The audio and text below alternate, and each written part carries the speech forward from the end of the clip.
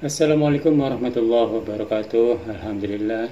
Alhamdulillahirabbil alamin wa bihi nasta'in wa ala umuri dunya waddin wa ala alihi wa sahbihi ajma'in amma ba'du. Oke, sobat warung santri dimanapun sobat berada, apa kabarnya?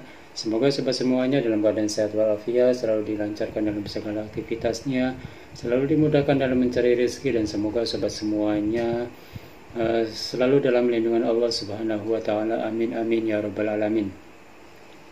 Oke, sobat warung santri dimanapun sobat berada, di video kali ini kita akan mereaction kembali atau menayangkan ulang kembali sebuah testimoni ya. Sebuah testimoni dari beliau, yaitu Kiai Dr. Mahfud MD ya. Di sini beliau memberikan testimoni dalam acara Haul Gus Dur ya yang kemarin. Semoga dalam testimoni nanti kita bisa mendapatkan ilmu-ilmu ya, ilmu-ilmu dan juga pengalaman-pengalaman, dan juga mungkin nanti beliau akan menceritakan tentang Gus Dur ya. Semoga kita mendapatkan ilmu dari testimoni beliau, Bapak Mahfud MD. Oke, sobat warung santri semuanya, sebelum kita sama-sama mendengarkan testimoni dari beliau, bagi sobat semuanya yang baru berkunjung di channel ini, jangan lupa bantu dukung channel ini dengan cara like, komen, dan juga subscribe ya. Dan saya ucapkan terima kasih bagi sobat semuanya yang sudah setia di channel ini. Semoga sobat semuanya mendapatkan pahala yang berlimpah, diberi rezeki yang berkah, yang barokah, dan semoga apa yang sobat cita-citakan dapat terlaksana. Oke, sobat warung santri, mari kita sama-sama mendengarkan testimoni dari beliau, Bapak Dr. Mahfud MD. Shollu ala Nabi Muhammad.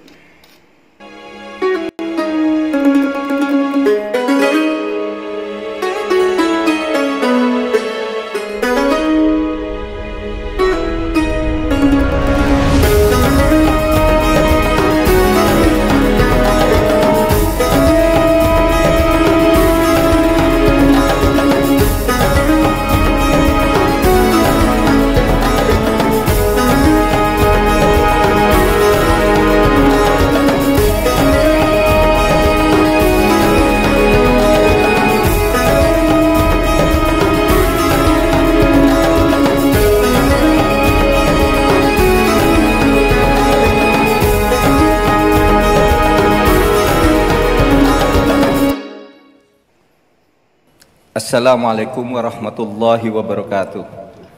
Alhamdulillahirabbil alamin wa bihi nasta'inu ala umurid dunya waddin. Asyhadu an la ilaha illallah wa asyhadu anna Muhammadar Rasulullah. Yang terhormat pengasuh Pondok Pesantren Tebu Ireng Jombang, Kiai Haji Abdul Hakim Mahfud Gus Kikin. Lalu ada Kiai Haji Umar Wahid, ada yang terhormat Nyai Farida Salahuddin Wahid, ada Mbak Yeni Wahid, yang sudah hadir di sini juga ada Gus Nadir Shah Hussein dari Australia. Kemudian ada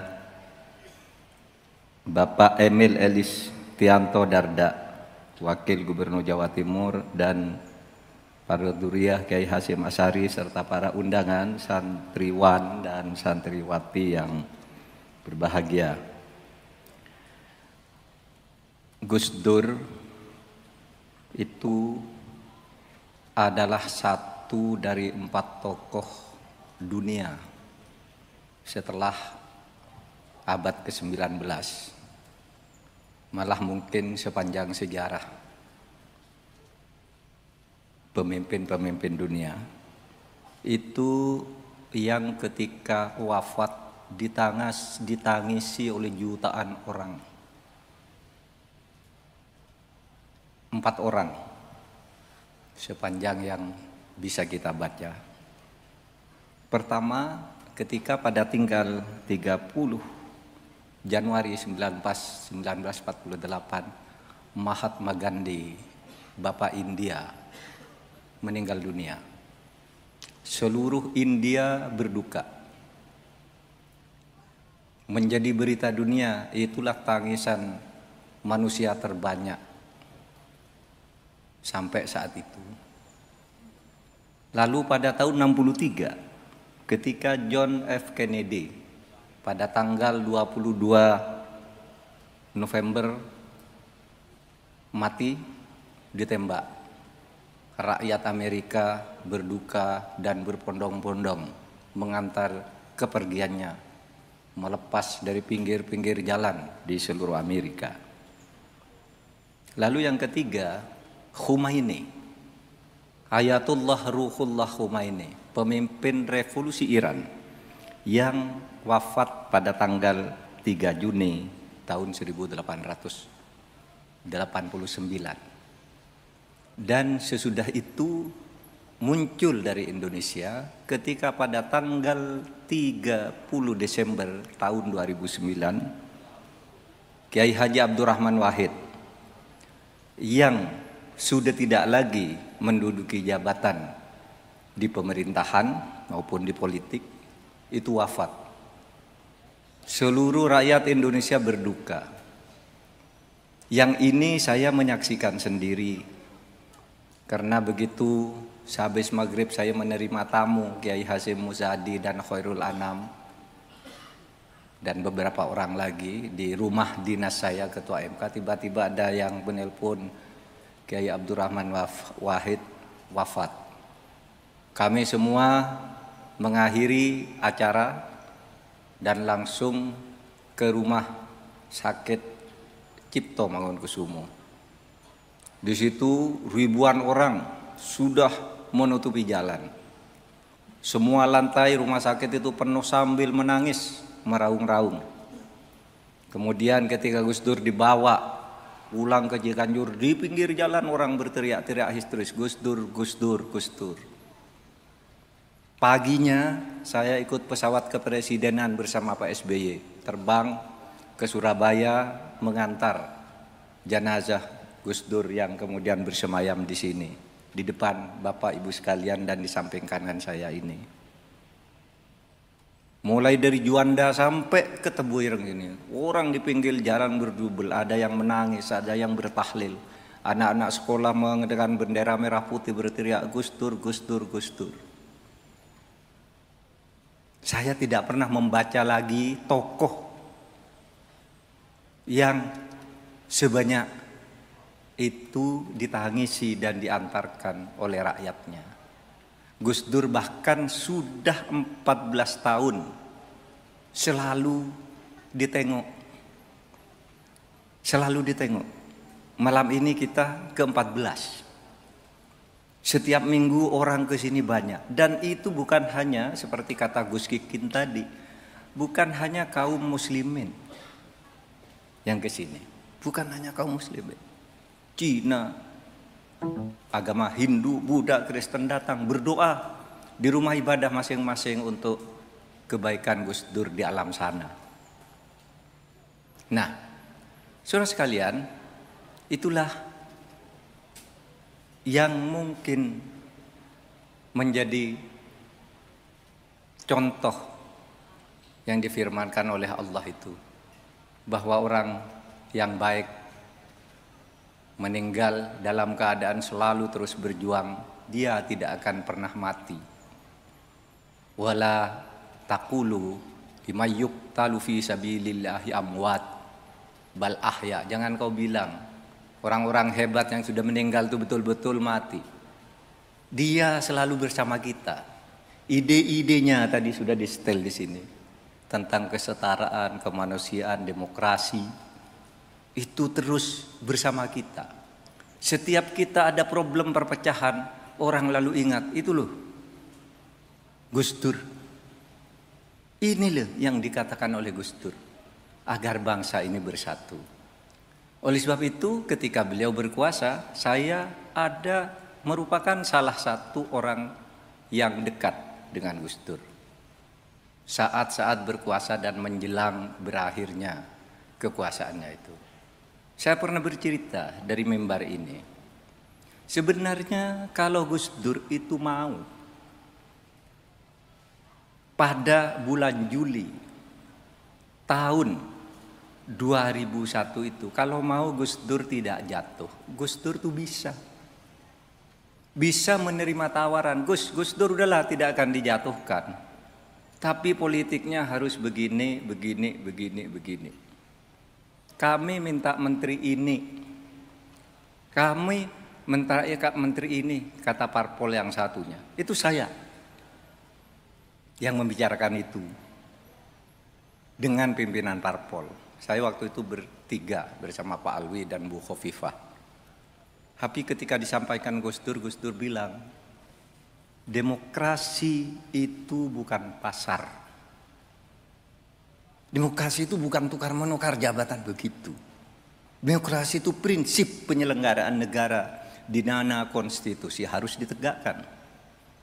Kata Gus Dur, tadi sudah dikatakan tidak ada satu jabatan pun yang harus dipertahankan, apalagi sampai meneteskan darah. Pun, saudara, Gus Dur juga tidak mau. Bayangkan waktu itu presiden Gus Dur. Presiden itu panglima tertinggi TNI. Kapolri juga langsung di bawah presiden. Tapi Gus Dur tidak menggunakan Polri dan TNI dan aparatur sipil negara untuk membela dirinya, tidak. Karena Gus Dur prinsipnya, saya mau negara ini berdasar demokrasi sesuai dengan konstitusi. Itu perjuangan Gus Dur. Sehingga sampai sekarang itu banyak sekali yang kemudian membandingkan Gus Dur itu tidak pernah menggunakan kekuasaannya untuk mengambil keuntungan dari kedudukannya itu. Pokoknya demokrasi. Dia bilang, kata Gus Dur, demokrasi itu bukan pasar, bukan jual beli. Kira-kira kalau di dalam ayat Al-Quran itu kan bunyinya gini, wala tashtaru bi ayatillahi samanan qalila. Nggak bisa kebenaran-kebenaran dari Allah, keyakinan tentang apa yang benar yang harus kita perjuangkan itu ditukar dengan harga murah. Bi ayatillah samanan qalila, dengan harga yang kecil. Gus Dur nggak mau. Dikasih apa? Asal Gus Dur mau berkompromi, enggak mau. Ini prinsip negara demokrasi konstitusional. Nah, itulah hadirin sekalian Gus Dur. Memang Gus Dur tidak selalu serius, lebih banyak juga guro-guronya. Ketika saya suatu saat, ketika saya diangkat menjadi Menteri Pertahanan itu saya tanya, Bapak Presiden, tuh saya tuh enggak pernah jadi tentara. Apalagi suruh memimpin upacara baris berbaris itu saya enggak bisa, saya bilang. Ya belajarlah katanya. Saya juga enggak pernah jadi presiden, akhirnya bisa. Itu kata Gus Dur. Tapi kemudian dia bercerita begini, ada loh Pak Mahfud, seorang kiai. Saya enggak tahu, mungkin tadi yang disebut oleh Gus Kikin atau Kiai Mustain, ketika ada seorang kiai jadi rektor. Karena kan jadi rektor, lalu disuruh upacara katanya, upacara. Gimana tuh upacara? Kata Kiai, saya enggak pernah upacara. Saya sholat tahajud aja di masjid. Terus kalau upacara gini Kiai, nanti komandan upacara, lapor, upacara siap dimulai. Kiai tinggal jawab, laksanakan. Terus Kiai nanti disuruh memimpin mengheningkan cipta. Gimana tuh mengjawabnya? Kiai tinggal bilang aja, mengheningkan cipta, mulai. Nah nanti situ ada lagu Kiai, namanya lagu Indonesia Merdeka, gini. La la la la la la la, dan seterusnya Kiai. Kalau sudah selesai, Kiai bilang selesai gitu. Itu berarti sudah selesai mengheningkan ciptanya. Oh ya, bisa. Habis itu lapor, bisa. Itu mengheningkan cipta dipimpin oleh inspektur upacara. Kiai bilang begini nih, mengheningkan cipta, mulai. Lalu ada lagunya itu, La la la la la la la la la la la la la la la la la la. Kiai ini lalu bilang, selesai katanya. Padahal lagunya belum selesai. Bersambung lagi. La la la la la. Mulai lagi katanya kiainya. Itu ceritanya Gus Dur tuh kepada saya. Untuk apa?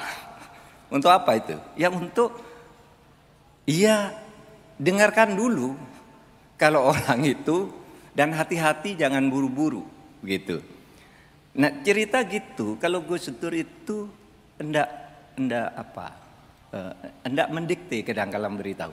Ketika suatu saat saya ragu mengenai masalah Atambua itu, jadi saya tanya, Gus gimana nih soal Atambua? Amerika bilang begini, negara-negara ASEAN bilang begini, para pakar bilang begini, satu begini, gimana Gus?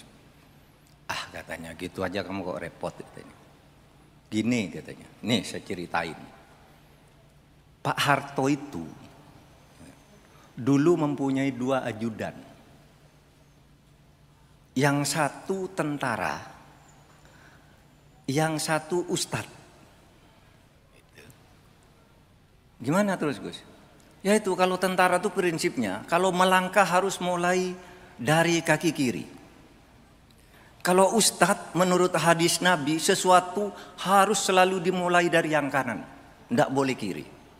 Nah suatu saat Pak Harto dan Bu Tin itu mau bepergian. Bu Tin sudah masuk, Pak Harto mau masuk ke mobil, kakinya mau yang kanan duluan. Dipegang oleh tentara, Bapak Presiden tidak boleh, harus kiri dulu. Habis itu yang kiri kakinya mau naik, oleh Ustadz ditahan, Bapak Presiden melanggar sunnah Nabi, harus dari yang kanan katanya. Terus kanan kiri Pak Butin katanya bingung, apa sih yang terjadi? Turun dia dari mobil, ada apa Pak? Ini katanya dari kiri dari kanan didorong lebih Butin, udah lah masuk katanya. Masuk Pak Harto ke mobil. Apa artinya? Kamu, kata Gus Dur, jangan suka dibingungkan oleh pendapat orang yang berbeda-beda, karena pendapat-pendapat itu memang mesti berbeda. Oleh sebab itu harus ambil keputusan, jangan bingung kanan kiri sampai rusak. Ambil keputusan, itulah tanggung jawab pemimpin. Itu Gus Dur. Dan Gus Dur tidak pernah menggunakan jabatannya itu untuk ngambil keuntungan, ngambil apa enggak. Ini pemimpin yang saya kira, yang saya katakan tadi, Indonesia 100 tahun sebelumnya enggak punya, mungkin 100 tahun ke depan juga belum tentu ada lagi pemimpin seperti Gus Dur itu. Ada yang lucu gini, ketika waktu itu Mbak Yeni masih gadis, masih kecil, ya tidak kecil benar. Waktu Gus Dur waktu itu mengganti Pak Bimantoro sebagai Kapolri dengan Khairuddin Ismail. Oleh Gus Dur diganti. Nah Bimantoro ini melakukan perlawanan, tidak mau diganti. Gus Dur sudah bikin undangan pelantikan, serah terima. Datang ke istana, pelantikannya jam 4. Setengah 4 Bimantoro belum datang. Wahyu Muryadi, teman kita itu, sebagai kepala Biro Protokol Presiden, datang ke Gus Dur. Bapak Presiden, ini gimana jadi pelantikan? Jadi katanya. Kenapa? Pak Bimantoro tidak datang. Ya sudah, tidak usah ada dia. Kita langsung lantai aja, baca keputusannya. Tapi Presiden, itu kan kalau pelantikan tongkat komandonya kan harus dialihkan. Dari Pak Bimantoro diserahkan ke Presiden, Presiden nyerahkan ke Pak Khairuddin Ismail yang baru. Terus ya begitu urutannya, ini Pak Bimantoronya ndak ada, tongkatnya ndak ada. Lalu kata Gus Dur, tongkat aja kok kamu repot, segera beli ke pasar Senin di sini katanya, disuruh beli tongkat ke pasar Senin. Padahal tongkat polisi itu kan ada lambang polisinya, ada lambang tribratannya gitu. Nah, begitu cara Gus Dur. Saudara sekalian, banyak yang lucu tapi banyak sekali yang mendalam. Kalau memberi pesan beliau itu hampir hampir tidak pernah itu. Kamu harus begini, ini hanya begini. Jadi dengan cerita-cerita gitu lalu mengambil apa? Iktibar. Itu begitu tuh maksudnya gitu. Nah demikian sekedar testimoni singkat dari saya. Testimoni saya yang lebih lengkap sudah pernah saya tulis di dalam 2 buku. Pertama Setahun Bersama Gus Dur, yang kedua Mahfud MD Mengalir. Itu sejarah perjalanan hidup saya yang banyak bercerita bagaimana Gus Dur itu seperti kata Mbak Yeni ingin mengangkat orang yang potensial tapi tidak diketahui oleh orang lain. Seperti saya, kan saya tidak ada yang kenal. Saya dulu bapak-bapak tuh enggak tahu Mahfud MD itu siapa.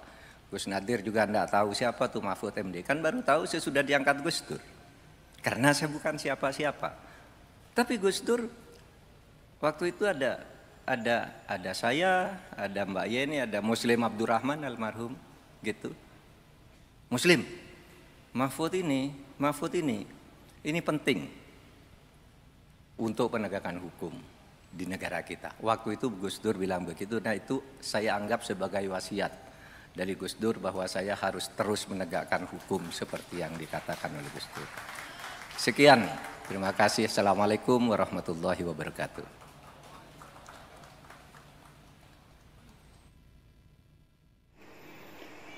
Oke, Sobat Warung Santri semuanya, tadi kita sudah sama-sama menyaksikan, sama-sama mendengarkan testimoni dari beliau Bapak Mahfud MD ya. Tadi beliau sudah menceritakan panjang lebar perjalanan Gus Dur semasa Gus Dur meninggal, semasa Gus Dur masih hidup juga ya.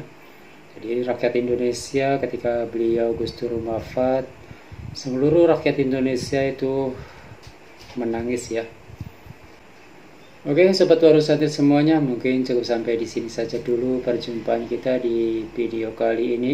Nanti kita bisa bertemu di video selanjutnya. Jika ada kesalahan kata, saya mohon maaf. Wassalamualaikum warahmatullahi wabarakatuh.